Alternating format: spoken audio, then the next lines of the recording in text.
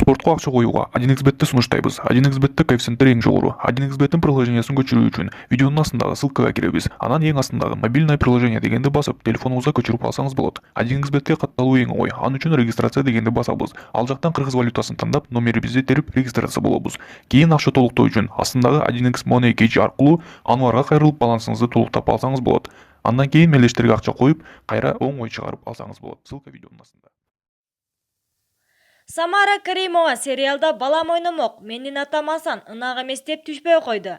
Акшоола сериалы жыйынтыкталып аягына чейин көрсөтүлдү. Анда Акшоола менен ынактын баласы Бакыттын ролун Самара Каримованын уулу Барсбек ойномок экен.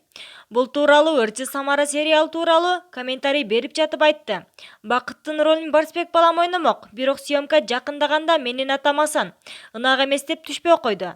Атасынын баласы кинодогу Ширин бала ынактын өзүнүн уулу деп жазды Инстаграмдагы баракчасына. 7 ай аралыгында 25 сериалдуу тасманы тартууга кыргыздын көрүнүктүү артисттери Гулайым Кантемирова, Тынара Абдразаева, Күмөндөр Абулов, Самара Каримова жана таланттуу жаш актерлор катышып, образды эң мыкты ачып беришкен.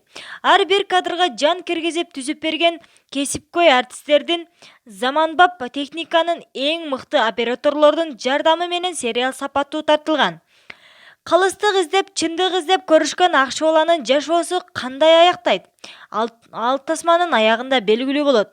Кызыктуу тасманын сериалдарын көрүүчүлөр калтырбай көрүшсө, баары түшүнүктүү болот. Андыктан биздин каналга катталып, жаңы жаңылыктардан кабардар болуңуздар.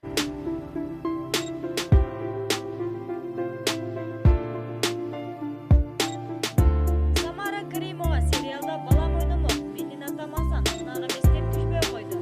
Акшоола сериалы жыйынтыкталып аягына чейин көрсөтүлдү. Анда Акшоола менен ынактын баласы Бакыттын ролун Самара Каримованын уулу Барсбек ойномок экен. Бул тууралуу Ырчы Самара сериал тууралуу комментарий берип жатып айтты.